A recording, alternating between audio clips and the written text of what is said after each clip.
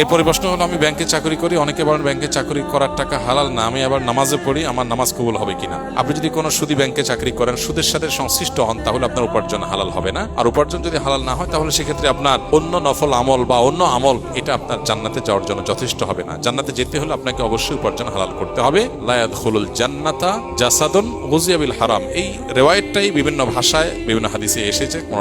কোনটার ভাষ্যটা বিশুদ্ধ সূত্রে বর্ণিত হয়নি, তবে বিভিন্ন হাদিসের আলোকে এটা সুপ্রমাণিত যে শরীর হারাম দ্বারা গঠিত হয়েছে, যে গোশত হারাম দ্বারা গঠিত হয়েছে, সেটা জান্নাতে প্রবেশ করবে না। নবী সাল্লাল্লাহু আলাইহি ওয়াসাল্লাম পরিষ্কার ভাবে বলেছেন, অনেক দূর থেকে একজন এসে কাবা তওয়াফ করে, দোয়া করে, আল্লাহর কাছে দুহাত তোলে, কাবা শরীফকে সামনে রেখে চোখের পানি ফেলে অনেক কষ্ট করে সফর করে আসে, কিন্তু তার দোয়া কবুল হয় না। কেন? কারণ তার শরীর, তার কাপড় চোপড়, সম্পদ সহা এগুলো হারাম দ্বারা গঠিত হয়েছে। এই জন্য ব্যাংকে, যদি ব্যাংকে আপনি চাকরি করছেন, সুদের কারবারের সাথে জড়িত আছেন, নবী সাল্লাল্লাহু আলাইহি ওয়াসাল্লাম বলেছেন, লাআনাল্লাহু আকালার রিবা ওয়া মাকালাহু ওয়া শাহিদাহু ওয়া কাতিবাহু ওয়া শাহিদাইহি, সুদের দাতা, সুদ গ্রহীতা, সুদের লেখক, সুদের সাক্ষী, সুদের সাথে সরাসরি সংশ্লিষ্ট যত মানুষ আছে, এই সবার উপর আল্লাহ তাআলা লানত বর্ষিত হয়। সেজন্য আপনার হারাম উপার্জন ছেড়ে হালাল উপার্জনের দিকে আপনাকে আসার চেষ্টা করতে হবে।